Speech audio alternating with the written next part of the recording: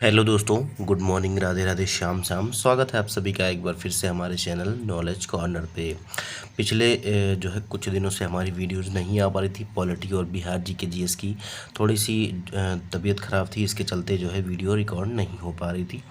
अब आपके लिए जो है डेली क्लासेज आपको पॉलिटी और बिहार जी के जीएस की मिलेंगी, तो आप सभी बिल्कुल निश्चिंत होकर जो है पढ़ाई शुरू कर दीजिए। देखिए, बीपीएससी टीआरई 4 में तो लगातार जो है देरी होती जा रही है, फिर भी आपको जो है हार नहीं मानना है। जो भी बच्चे जो है किसी भी कंपटीशन एग्जाम की तैयारी कर रहे हैं जिसमें जो है पॉलिटी आती है और इंडियन पॉलिटी के हम सवाल आज देख रहे हैं, और स्पेशली जो है ये बीपीएससी के द्वारा पूछे गए जो है प्रीवियस ईयर क्वेश्चन है, जिसमें आपको 38वीं बीपीएससी से लेकर 71वीं बीपीएससी तक के सभी प्रश्न आपको देखने को मिलेंगे। तो आज के सेशन में हमारे महान्यायवादी, महाधिवक्ता और नियंत्रक महालेखा परीक्षक, इसके अलावा लोकसभा और इसके अलावा वरीयता क्रम, ये 3 टॉपिक शामिल हैं, जिसके माध्यम से और इन तीनों टॉपिक को मिलाकर हम लगभग जो है 40 से 45 सवाल देखने वाले हैं। तो आप सभी से निवेदन है कि जिन्होंने भी चैनल को अभी तक सब्सक्राइब नहीं किया है, चैनल को सब्सक्राइब कर लीजिएगा और हमारी मेहनत को जो है एक बार लाइक ज़रूर दे दीजिएगा। तो हम जो है वीडियो को शुरू करेंगे। आप सभी लोग जो है वीडियो में लास्ट तक बने रहिएगा। वीडियो अगर पसंद आती है तो अपने दोस्तों में भी शेयर करिएगा। एक लोग ने कमेंट बॉक्स के माध्यम से हम तक अपनी बात पहुंचाई थी कि थोड़ा सा जो है स्लो पढ़ाया करिए, बहुत तेज़ आप पढ़ा देते हैं। तो देखिए, तेज़ इसीलिए मैं पढ़ाता हूं ताकि आपको कम समय में जो है ज़्यादा रिवीजन हो जाए। लेकिन अगर आप स्लो कह रहे हैं, इसीलिए मैंने जो है पिछली कई सारी क्लासेस जो है स्लो कर दी है और काफ़ी आराम से एक एक शब्द जो है आपको समझ में आए, इस हिसाब से जो है मैं आपको क्वेश्चन कराता हुआ आगे बढ़ूंगा। तो चलिए शुरू करते हैं सेशन। और आज के सेशन का पहला सवाल है कि भारत को या भारत सरकार को कानूनी विषयों पर कौन परामर्श देता है। भारत को या भारत सरकार को कानूनी विषयों पर जो है परामर्श कौन देता है, ये आपको बताना है। तो इसका जो सही जवाब हो जाएगा, ये आपका हो जाएगा अटॉर्नी जनरल। ठीक है, अटॉर्नी जनरल जो होते हैं ये भारत सरकार को कानूनी विषयों पर जो है परामर्श देते हैं। 44वीं बीपीएससी प्री 2000 में ये सवाल पूछा गया था और भारतीय संविधान के अनुच्छेद 76 के अनुसार भारत सरकार को कानूनी मामलों में परामर्श देने के लिए राष्ट्रपति अटॉर्नी जनरल या महान्यायवादी जिसको बोलते हैं उसकी जो है नियुक्ति करता है। और उच्चतम न्यायालय के न्यायाधीश नियुक्त होने की योग्यता रखने वाले किसी व्यक्ति को जो है अटॉर्नी जनरल जो है नियुक्त किया जा सकता है, और यह भारत सरकार का प्रथम विधि अधिकारी और राष्ट्रपति के प्रसाद पर्यंत अपने पद धारण करता है। तो इस सबसे इम्पोर्टेंट चीज़ ये है यहाँ पर कि आपको ये याद करना है कि यह जो है भारत सरकार का प्रथम विधि अधिकारी भी होता है। तो आपसे पूछ सकता है कि भारत सरकार का पहला विधि अधिकारी कौन होता है, तो ये आपका जो है अटॉर्नी जनरल या महान्यायवादी जो है ये आपके होते हैं। अगला सवाल देखिए, भारत का महान्यायवादी किसके द्वारा नियुक्त किया जाता है। भारत का महान्यायवादी जो है ये किसके द्वारा नियुक्त किया जा रहा है, ऐसा कहा जा रहा है कि किसके द्वारा जो है नियुक्त किया जाता है। तो इसका जो सही जवाब हो जाएगा, ये आपका अभी आपने देखा कि ये जो है भारत के राष्ट्रपति के प्रसाद पर्यंत जो है ये अपने पद पर जो है धारण करता है पद, और जब तक चाहे तब तक राष्ट्रपति जब तक चाहे तब तक इसको अपने पद पर जो है बनाए रख सकता है। तो बी विकल्प इसका जो है ये हमारा सही हो जाएगा। 64वीं बीपीएससी प्री 2018 में ये सवाल जो है पूछा गया था। अगला सवाल देखिए, भारत सरकार का कौन सा अधिकारी सदस्य न होते हुए भी भारत सरकार का कौन सा अधिकारी सदस्य न होते हुए भी भारतीय संसद की कार्यवाही में भाग लेने का अधिकार रखता है। अब देखिए, भाग तो ले सकता है ये, लेकिन ये वोट नहीं दे सकता है। ये भी चीज़ याद रखिएगा, ये भाग तो लेंगे लेकिन ये जो है वोटिंग में शामिल नहीं हो सकते हैं। तो इनका वही नाम है अटॉर्नी जनरल, या जिसको हम महान्यायवादी कहते हैं। इनको हम क्या कहते हैं, तो हम इनको अटॉर्नी जनरल या महान्यायवादी कहते हैं। और ये भारत सरकार का एक अधिकारी होता है या प्रथम विधि अधिकारी हम कह सकते हैं, जो भारतीय संसद की कार्यवाही में भाग लेने का अधिकार रखता है। 60वीं से लेकर 62वीं बीपीएससी प्री 2016 में ये सवाल पूछा गया था। देखिए, गैर सदस्य के रूप में संसद की कार्यवाही में महान्यायवादी भाग ले सकता है, क्योंकि प्रश्न के विकल्प में उपराष्ट्रपति भी है और वह भी संसद का सदस्य नहीं होता है, इसलिए यहाँ उपराष्ट्रपति भी उत्तर हो सकता है। हालांकि उपराष्ट्रपति को राज्यसभा के सभापति के पद से हटाने का प्रस्ताव सदन में विचारणीय हो तो उस समय राष्ट्रपति राज्यसभा का पदेन सभापति नहीं रहता। इस दौरान वह सदन का एक हिस्सा होता है और इस संदर्भ में वह सदन में अपनी बात रख सकता है। यदि संसद के दोनों सदनों में से किसी भी सदन की कार्यवाही में जो है भाग लेने की बात हो तो वहाँ उत्तर जो है महान्यायवादी ही होगा, क्योंकि उपराष्ट्रपति की भागीदारी राज्यसभा में ही होती है। और साथ ही जो है प्रश्न में भारत सरकार का अधिकारी पूछा गया है, जबकि भारत जो है उपराष्ट्रपति जो है राष्ट्र का उप प्रमुख होता है, कोई अधिकारी नहीं होता। राज्यसभा का जो है पदेन सभापति होता है। संभवतः इसी आधार पर बिहार लोक सेवा आयोग द्वारा इस उत्तर को जो है बी माना गया था। अगला सवाल देखिए, एक गैर सदस्य के रूप में संसद में किसी एक सदन की कार्यवाही में भाग ले सकता है, तो कौन भाग ले सकता है, तो एक जो है गैर सदस्य के रूप में कहा जा रहा है। ठीक है, गैर सदस्य के रूप में तो यहाँ पर देखिए उपराष्ट्रपति भी है और जो है महान्यायवादी भी है, तो ये दोनों ही आपके सही हो जाएंगे। ए और सी जो है दोनों सही हो जाएगा। देखिए वरीयता अनुक्रम, वरीयता अनुक्रम में आपसे पूछा जा रहा है कि भारत के वरीयता क्रम में निम्नलिखित में से कौन सबसे पहले आएगा। कौन सबसे पहले आता है ये आपको बताना है। तो इसका जो सही जवाब हो जाएगा ये देखिए कौन सबसे पहले आता है। तो देखिए मैं आपको एक्सप्लेनेशन के माध्यम से समझाता हूँ। 65 बीपीएससी का सवाल है।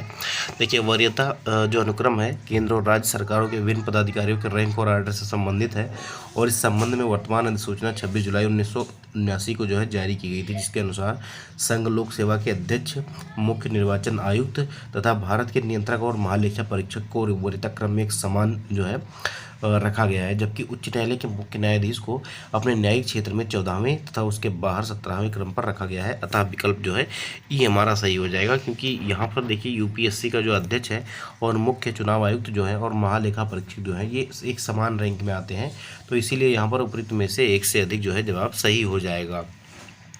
अगला सवाल देखिए, निम्नलिखित शब्दों को तार्किक और सार्थक क्रम में सजाइए। निम्नलिखित शब्दों को जो है तार्किक और सार्थक क्रम में सजाना है, तो इसका जो सही जवाब हो जाएगा वो आपका कौन सा हो जाएगा दोस्तों।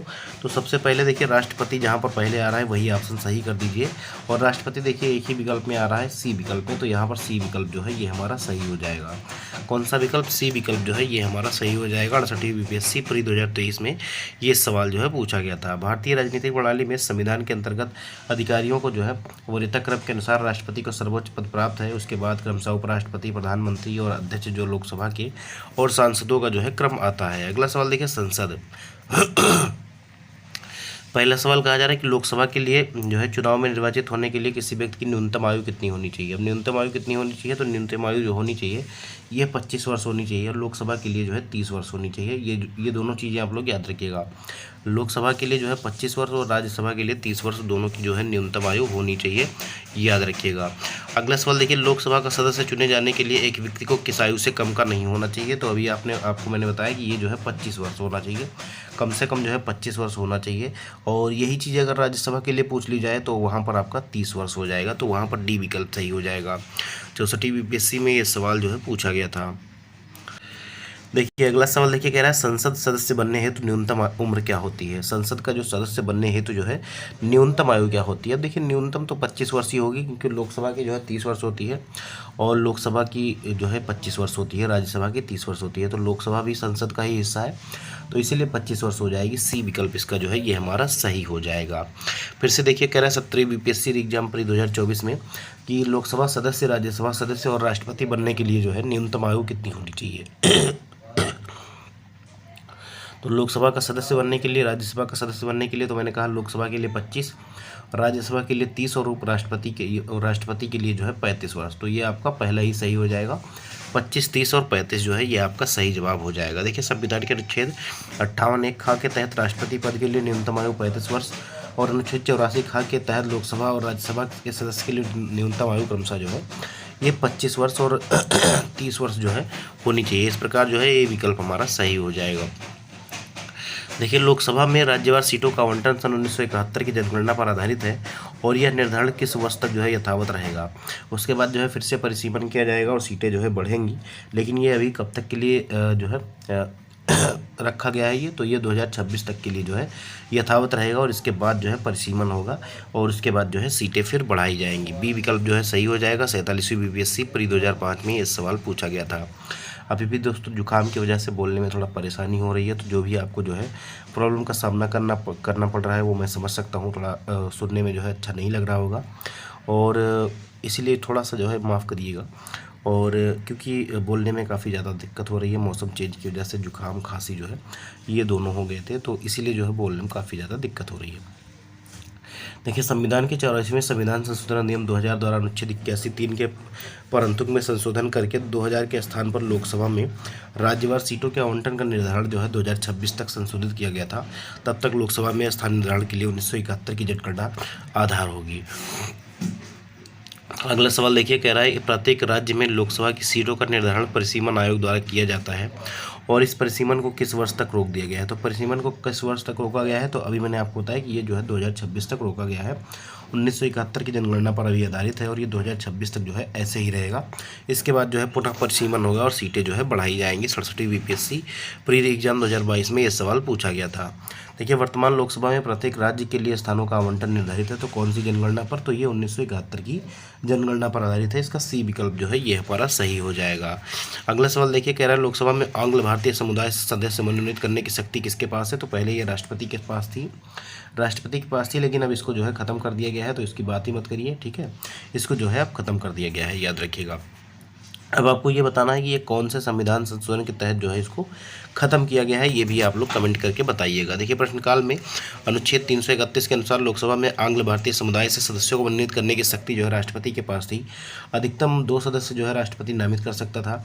और 104वें संविधान संशोधन नियम 2019 के द्वारा अनुच्छेद 334 में संविधान संशोधन करके लोकसभा और राज्य विधानसभाओं में अनुसूचित जनजातियों के लिए आरक्षण की अवधि को 70 वर्ष से बढ़ाकर 80 वर्ष किया गया, परंतु आंग्ल भारतीय समुदाय के मनोनयन की व्यवस्था को निष्प्रभावित कर दिया गया है।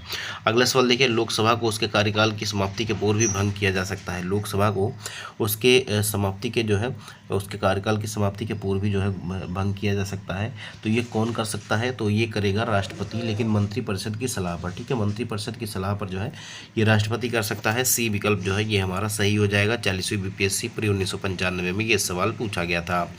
देखिए अनुच्छेद 85(2) ख के अनुसार लोकसभा के कार्यकाल को पूरा होने से पहले भंग किया जा सकता है, और ऐसा प्रधानमंत्री मंत्रिपरिषद की सिफारिश पर करता है, और राष्ट्रपति के द्वारा जो है किया जा सकता है ये चीज़। हालांकि यदि मंत्रिपरिषद ने लोकसभा में बहुमत खो दिया है, तो ऐसी मंत्रिपरिषद की सलाह पर लोकसभा को समय से पूर्व भंग करने की बजाय राष्ट्रपति नई सरकार बन सकने की संभावना के संदर्भ में स्वविवेक का भी प्रयोग कर सकता है। अगला सवाल देखिए, लोकसभा को कार्यकाल पूरा होने के पहले भंग किया जा सकता है, तो वही चीज़ फिर से कह रहा है किसके द्वारा, राष्ट्रपति के द्वारा जो है ये भंग किया जा सकता है। याद रखिएगा 10वें नंबर का ये सवाल है, और इसका जो सही जवाब हो जाएगा ये हो जाएगा प्रधानमंत्री की सिफारिश पर राष्ट्रपति के द्वारा, ठीक है। प्रधानमंत्री की सिफारिश या मंत्रिपरिषद की सिफारिश पर राष्ट्रपति द्वारा ये चीज़ें करी जा सकती हैं। 42वीं बीपीएससी 1997-98 में ये सवाल पूछा गया था। अगला सवाल देखिए, लोकसभा में सामान्यतः जो है कितने सत्र होते हैं। लोकसभा में जो है सामान्यतः कितने सत्र होते हैं, तो ये आपके 3 सत्र होते हैं। आप सभी लोग जानते हैं, नाम तो सुना होगा आपने। एक होता है जो है बजट सत्र, एक होता है मानसून सत्र, और एक होता है शीतकालीन सत्र। बजट सत्र जो होता है ये फरवरी से मई तक के बीच में होता है, और मानसून सत्र जो होता है ये जुलाई से अगस्त, और शीतकालीन सत्र जो होता है ये नवंबर दिसंबर तक रहता है। 67वीं बीपीएससी प्री एग्जाम 2022 और 2020 में ये सवाल पूछा गया था। देखिए भारत के संविधान के अनुच्छेद 85 में संसद के सत्र अवसान और विघटन का प्रावधान है। इसके अंतर्गत राष्ट्रपति को संसद के प्रत्येक सदन का समय समय पर सत्र बुलाने की शक्ति दी गई है, परंतु राष्ट्रपति द्वारा संसद का सत्र इस प्रकार बुलाया जाना चाहिए कि एक सत्र की अधिकतम बैठक और आगामी सत्र की प्रथम बैठक के मध्य 6 माह से अधिक का अंतर न हो। दूसरे शब्दों में एक वर्ष में कम से कम 2 बार जो है सत्र बुलाया जा सकता है, और वैसे भारत में लोकसभा की एक वर्ष में सामान्यतः निम्न 3 जो है सत्र बुलाए जाते हैं, जिसमें से मानसून सत्र, बजट सत्र और जो है शीतकालीन सत्र शामिल है। अगला सवाल देखिए, कहा जा रहा है लोकसभा के कम से कम कितने सत्र बुलाए जा सकते हैं, तो वर्ष भर में कितने सत्र बुलाए जा सकते हैं। देखिए 6-6 महीने का गैप रहना चाहिए, तो इस हिसाब से अगर हम देखें तो न्यूनतम की बात कर रहा है, तो न्यूनतम जो है वर्ष में 2 बार, 6-6 महीने पर जो है वर्ष में 2 बार जो है बुलाए जा सकते हैं। तो ये आपका बी विकल्प जो है सही हो जाएगा। 42वीं बीपीएससी में ये सवाल पूछा गया है। अगला सवाल देखिए, कह रहा है संसद के 2 सत्रों के बीच अधिकाधिक जो है अंतराल होना चाहिए, तो कितना अंतराल होना चाहिए, तो 6 महीने का। अभी मैंने आपको बताया कि 6 महीने का होना चाहिए। 39वीं बीपीएससी प्री 1994 में ये सवाल पूछा गया था। अगला सवाल देखिए, भारत का कौन सा राज्य सबसे अधिक प्रतिनिधि लोकसभा में भेजता है, तो कौन सा राज्य भेजता है दोस्तों, आप सभी लोग जानते हैं उत्तर प्रदेश ही सबसे ज़्यादा जो है लोकसभा प्रतिनिधि भेजता है, तो डी विकल्प जो है ये हमारा सही हो जाएगा। देखिए यहाँ पर लिखा भी हुआ है कि उत्तर प्रदेश लोकसभा में सर्वाधिक प्रतिनिधि भेजता है। विकल्प में दिए गए 3 राज्यों में से लोकसभा की सदस्य संख्या इस प्रकार है, बिहार में 40, मध्य प्रदेश में 29, पश्चिम बंगाल में 42 और जो है उत्तर प्रदेश में जो है 80 लोकसभा की सीटें हैं। अगला सवाल देखिए, जहाँ तक लोकसभा में प्रतिनिधित्व का प्रश्न है, कौन से राज्य दूसरे तथा तीसरे दर्जे पर हैं। दूसरे और तीसरे दर्जे पर कौन है ये आपको बताना है, तो इसका जो सही जवाब हो जाएगा ये होगा बिहार और महाराष्ट्र। बिहार और महाराष्ट्र हो जाएगा ए विकल्प जो है ये हमारा सही हो जाएगा। 39वीं बीपीएससी में 1994 में ये सवाल पूछा गया था। अब देखिए ये उस समय का सवाल है जब जो है राज्यों का बंटवारा नहीं हुआ था। अब अगर देखें तो लोकसभा में सबसे ज़्यादा जो है सीटें देता है वो उत्तर प्रदेश हो जाएगा, उसके बाद महाराष्ट्र हो जाएगा और पश्चिम बंगाल हो जाएगा। ठीक है, बिहार में अब 40 सीटें रह गई हैं क्योंकि 1994 का सवाल है और 2000 में बिहार और झारखंड को बांट दिया गया था। अगला सवाल देखिए, लोकसभा चुनाव का कोई प्रत्याशी अपनी जमानत खो देता है यदि उसे प्राप्त ना हो तो कितना मत अगर प्राप्त ना हो तो अपनी जमानत खो देगा। तो इसका सही जवाब हो जाएगा कौन सा? इसका सही जवाब हो जाएगा उपरोक्त में से कोई नहीं, उपरोक्त में से कोई नहीं। क्योंकि अभी मैं आपको एक्सप्लेनेशन के माध्यम से बताता हूँ। देखिए लोकसभा में अगर चुनाव में यदि कोई प्रत्याशी जो है अपना 1/6 जो भाग है मत का, टोटल अगर 100 मत है उसमें से 1/6 भाग अगर नहीं प्राप्त कर सकता है तो उस उम्मीदवार की जो है जमानत राशि जब्त हो जाती है। अर्थात जब वो नामांकन करने जाता है तो कुछ राशि जो है जमा करता है जमानत के रूप में और वो राशि जो है वो जब्त हो जाती है। अगला सवाल देखिए, लोकसभा का पहला आम चुनाव कब हुआ था? लोकसभा का पहला आम चुनाव जो है ये कब हुआ था ये आपको बताना है। 17वें नंबर का सवाल है और इसका सही जवाब जो है 1952 में जो है पहली बार आम चुनाव हुए थे। तो बी विकल्प जो है ये हमारा सही हो जाएगा। देखिए लोकसभा का प्रथम आम चुनाव जो हुआ था 25 अक्टूबर 1951 से 21 फरवरी 1952 के मध्य हुआ था और यह चुनाव कुल 489 सीटों के लिए हुआ था। लोकसभा का जो है प्रथम अधिवेशन 13 मई 1952 को हुआ था। अगला सवाल देखिए, 9वीं लोकसभा कब भंग की गई? 9वीं लोकसभा जो है कब भंग की गई थी ये आपको बताना है। तो 9वीं लोकसभा जो भंग की गई थी ये मार्च 1991 में जो है भंग की गई थी। ए विकल्प जो है ये हमारा सही हो जाएगा। 42वीं बीपीएससी में ये सवाल पूछा गया था। देखिए इस तरह के सवाल ऐसे पूछे नहीं जाते हैं, ये पहले पूछे जाते थे। भारत में 12वीं लोकसभा के लिए निर्वाचन हुए। 12वीं लोकसभा के लिए निर्वाचन कब हुए थे? तो इसका जो सही जवाब हो जाएगा ये फरवरी 1998 में हुए थे, याद रखिएगा। अगला सवाल देखिए, लोकसभा का नेता कौन है? लोकसभा का नेता जो है कौन होता है? तो लोकसभा का नेता जो होता है ये प्रधानमंत्री होता है, याद रखिएगा। लोकसभा का नेता जो है ये प्रधानमंत्री होता है। देखिए चूंकि 75 के अनुसार राष्ट्रपति लोकसभा में बहुमत दल के नेता को जो है प्रधानमंत्री के पद पर नियुक्त करता है और किसी भी सदन का नेता उस सदन का जो है सदस्य ही होता है। यदि प्रधानमंत्री लोकसभा का सदस्य नहीं होता है तो लोकसभा में सदन का नेता किसी वरिष्ठ मंत्री को बनाया जाता है जो लोकसभा का सदस्य हो।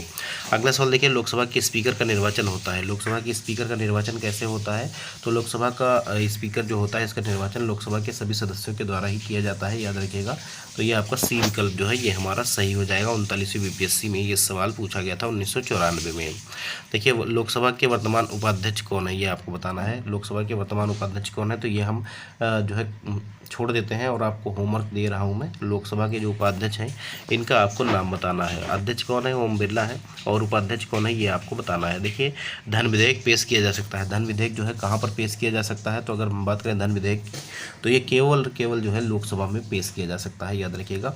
ए विकल्प जो है ये हमारा सही हो जाएगा। 63वीं बीपीएससी में ये सवाल पूछा गया था और धन विधेयक केवल और केवल जो है लोकसभा में ही पेश किया जा सकता है। देखिए भारत के संसद का व्यय किसके द्वारा नियंत्रित किया जाता है? भारत के संसद का व्यय जो है ये किसके द्वारा नियंत्रित किया जाता है ये आपको बताना है। तो इसका जो सही जवाब हो जाएगा वो आपका हो जाएगा नियंत्रक और महालेखा परीक्षक। देखिए व्यय नियंत्रित किसके द्वारा किया जाता है ये हम नहीं कह सकते कि नियंत्रक और महालेखा परीक्षक के द्वारा किया जाता है। देखिए क्योंकि टाइम पर जो है सदन जो संसद होता है यही आपका जो है बजट रिलीज करता है और यही जो एक प्रकार से आप कह सकते हैं कि बजट जो है ये आप जो है नियंत्रित करता है। देखिए एक्सप्लेनेशन देखिए, बीपीएससी सीडीपीओ पर 2018 में पूछा गया था कि संसद भारत का सर्वोच्च विधायी निकाय है। भारतीय संसद में राष्ट्रपति तथा 2 सदन राज्यसभा और लोकसभा जो है वो होते हैं। राष्ट्रपति के पास संसद के दोनों सदनों में से किसी भी सदन को बुलाने या स्थगित करने का अथवा लोकसभा को भंग करने की शक्ति है। भारत की संचित निधि, आकस्मिकता निधि व लोक लेखाओं पर भारत की संसद की अनुशंसा से ही वित्तीय स्वीकृति प्राप्त की जाती है। अतः भारत के संसद का व्यय जो है संसद के द्वारा जो है नियंत्रित किया जाता है। तो इस प्रकार से हम मान सकते हैं इसका ई विकल्प सही हो जाएगा क्योंकि लोकसभा और राज्यसभा दोनों इसमें दिए गए हैं। तो आपका उपयुक्त में से एक से अधिक जो है ये हमारा सही हो जाएगा। ये दोनों सही हो जाएगा, ये नहीं होगा, ठीक है, याद रखिएगा। अगला सवाल देखिए, कह रहा है संसद के संयुक्त सत्र की अध्यक्षता कौन करेगा? संयुक्त सत्र की अध्यक्षता कौन करेगा? बुलाएगा राष्ट्रपति, लेकिन इसकी अध्यक्षता जो करेगा दोस्तों वो लोकसभा का अध्यक्ष करेगा, याद रखिएगा। लोकसभा का अध्यक्ष करेगा। ये जो है संयुक्त सत्र जो है राष्ट्रपति बुलाता है और अध्यक्षता जो है लोकसभा का अध्यक्ष करता है। तो ये चीज़ आप लोग याद रखिएगा। 65वीं बीपीएससी एग्जाम पर 2020 में ये सवाल पूछा गया था। संविधान के अनुच्छेद 118(4) के अनुसार संसद के दोनों सदनों की संयुक्त बैठक की अध्यक्षता लोकसभा का अध्यक्ष स्पीकर करता है। अगला सवाल देखिए, संसद में कटौती प्रस्ताव का उद्देश्य क्या होता है? संसद में कटौती प्रस्ताव का उद्देश्य क्या होता है, ये आपको बताना है। तो इसका जो सही जवाब हो जाएगा ये होता है सरकार के बजट प्रस्तावों में खर्चों में कटौती का प्रस्ताव प्रस्तुत करना। सरकार के बजट प्रस्तावों के खर्चों में कटौती का प्रस्ताव जो प्रस्तुत करना, ये आपका कटौती प्रस्ताव होता है। ए विकल्प जो है ये हमारा सही हो जाएगा। 17वीं बीपीएससी प्री 2024 में ये सवाल पूछा गया था। देखिए, केंद्रीय बजट के अनुदान मांगों में संशोधन हेतु संसद के निचले सदन लोकसभा में प्रस्तुत किया जाने वाला कटौती प्रस्ताव, जिसको हम कट मोशन कहते हैं, ये आता है और इसके द्वारा सरकार के बजट प्रस्ताव में व्यय हेतु प्रस्तुत अनुदान मांगों को अनुचित बताते हुए इसमें कमी का प्रस्ताव लाया जाता है। यह कटौती प्रस्ताव 3 प्रकार के होते हैं: नीतिगत कटौती, सांकेतिक कटौती और मितव्ययिता जो है कटौती प्रस्ताव। अगला सवाल देखिए, एक एमपी की सीट को रिक्त घोषित किया जा सकता है यदि वह सदन से लगातार कितने दिनों तक जो है अनुपस्थित रहता है। तो कितने दिनों तक अनुपस्थित रहता है तो उसको जो है रिक्त घोषित किया जा सकता है, ये आपको बताना है। 27वें नंबर का सवाल है, तो ये आपका हो जाएगा इसका जो है बी विकल्प सही हो जाएगा। लगातार अगर 2 महीने तक वो गायब रहता है तो उसको जो है रिक्त घोषित किया जा सकता है। 60वीं से 62वीं बीपीएससी प्री 2016 में ये सवाल पूछा गया था। भारतीय संविधान के अनुच्छेद 101(4) के तहत संसद तथा अनुच्छेद 190(4) के तहत राज्य विधानमंडल के किसी भी सदस्य की सदस्यता समाप्त समझी जाती है जब वह 60 दिन की अवधि तक सदन की अनुज्ञा के बिना उसके अधिवेशनों में अनुपस्थित रहता है। परंतु इस अवधि में संसद जो है सदन के जो है सत्रावसान या निरंतर 4 से अधिक दिनों के लिए स्थगित समय नहीं जोड़ा जाएगा। अगला सवाल देखिए, भारत का प्रधानमंत्री मुख्य है। भारत का प्रधानमंत्री जो है मुख्य है, तो किसका मुख्य है ये आपको बताना है। तो भारत का जो प्रधानमंत्री है ये किसका मुख्य होता है, तो ये जो है केंद्रीय सरकार का जो है प्रमुख होता है या मुख्य होता है। तो इसका बी विकल्प जो है ये हमारा सही हो जाएगा। 47वीं बीपीएससी प्री 2005 में ये सवाल पूछा गया था।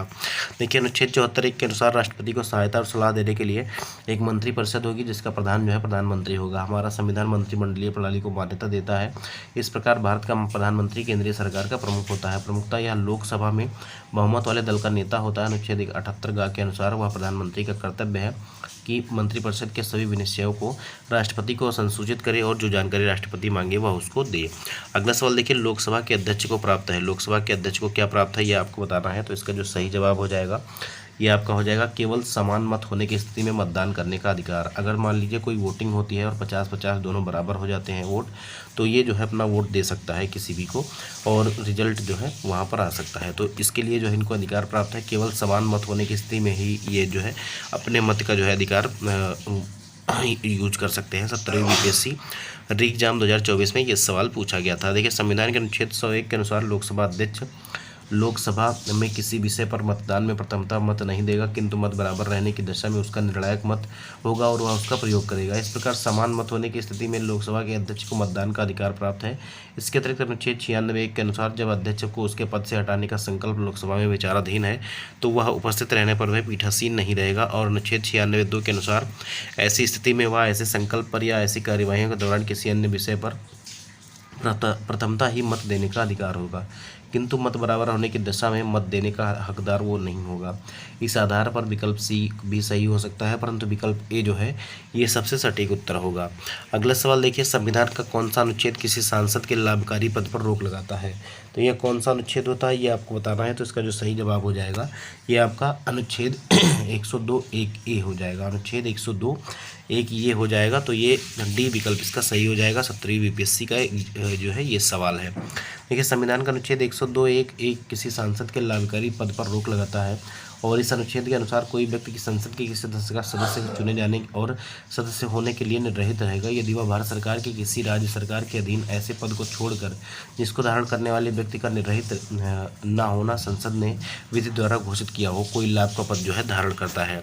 अगला सवाल देखिए, और सेशन का आखिरी सवाल है कि लोकसभा में आंग्ल भारतीय समुदाय के प्रतिनिधित्व की क्या स्थिति है। तो ये जो है खत्म कर दिया गया है। ठीक है, ये खत्म कर दिया गया है। इसका पहला ही जवाब सही हो जाएगा।